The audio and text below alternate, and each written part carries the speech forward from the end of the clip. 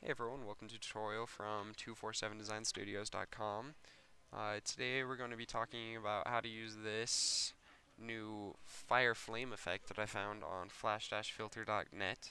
So if you come here and along the bottom you find the fire flame effect, and just come here to the download page that they have set up for it, and get the zip folder with all the files that you need, but really the only one you need is the MXP, the .mxp file.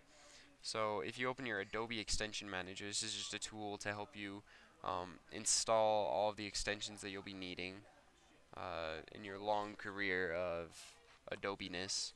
Um, so if we open the Select panel, just direct it towards wherever you had it and get the MXP file that is right there, and just click install. I already have it, so it's right here. And these are all the things that it can tell you about it. It's got the description of what it's like and key features that it has, parameters, and how to implement it on the timeline, and how to use it with ActionScript. So this is really helpful information. You can read through that later.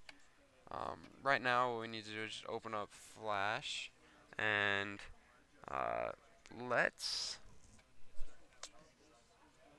open up a new ActionScript 2.0 file.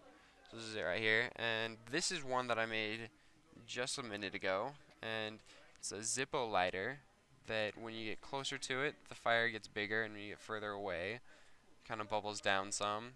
Um, so if you completely see how that's getting taller and I get away, and then it gets little again when I get off the screen. So let's just close that and open a new one. I'll show you guys how to do that. So let's just make a rectangle right now that is going to hold the fire. It needs to be 30 wide and 312 height. That's what I'm going to use for it, just because that goes along with our action script, and that's what I found best to use just for this tutorial. Alright, so next things next, select all of it, and you can either hit F8 or right click and convert to symbol. You need it to be a movie clip, and it's going to be a um, shape underscore MC. That's going to be the name of it, and you can just hit enter. The instance name will also be shape underscore MC, just because they're exactly the same thing. We're only using one, so we can just give it the same name for both. Uh, Now to implement the component, which is that little flash fire thing that I came up with, let's drag and drop that from our components panel. You can just get it from window components, or if you want to click Control F7 or Command F7 if you're on the Mac. Now just drag and drop those into here.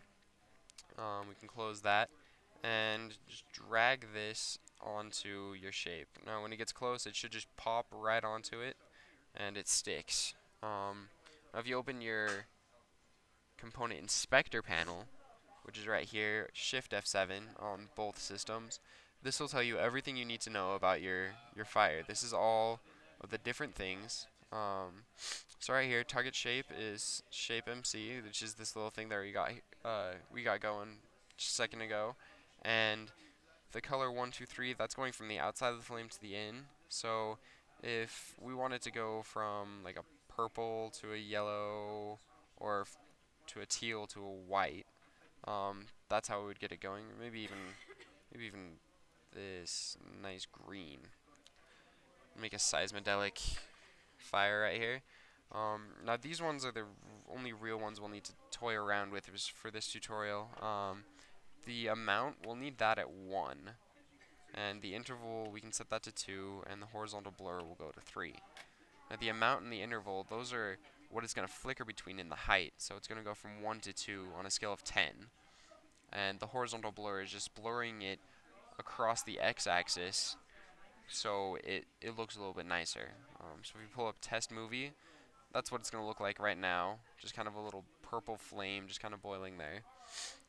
So we can go ahead and close that and the inspector panel.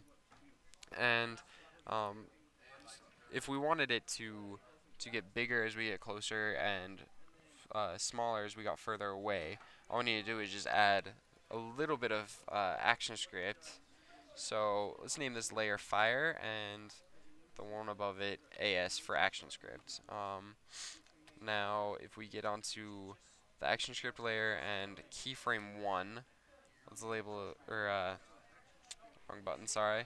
Pull up F9. This is uh, ac the actions panel. Now if we, this is just some ActionScript that I came with earlier.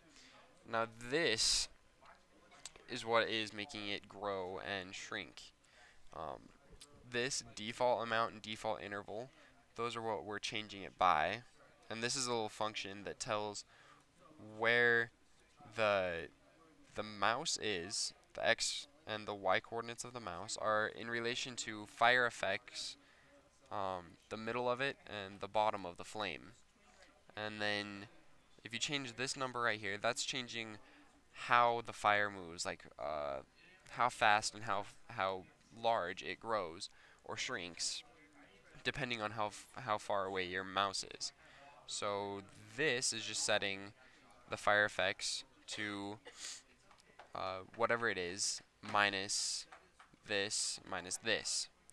Um, so that's just some neat stuff that I threw in there. You can just freeze frame this and copy it down. So I'm going to close this now. And now this action script, as you can see, it's talking about fire effects. Now that is the name that we're going to need to give this instance of the fire, the component. So fire underscore effect. So that should do it. Now as we get closer, this funky green, purple, blue flame comes up. As we get further away, kind of boils down a little bit and goes back down. If we get completely off the screen, then it takes a second, but it goes down back to its normal size. So that's how we did it. And if you wanted to get something more like this, where it's coming right out of a Zippo lighter, all you had to do is just take that shape that you got and put it the right above the Zippo, so it's coming out of it right there. And that will again look just about like that. So that's kind of a neat tutorial that I put together. You can get everything you need right here at flash-filter.net. They've got a lot of other cool ones along here too. So go ahead and just toy around with that for a bit and have a great day. Bye.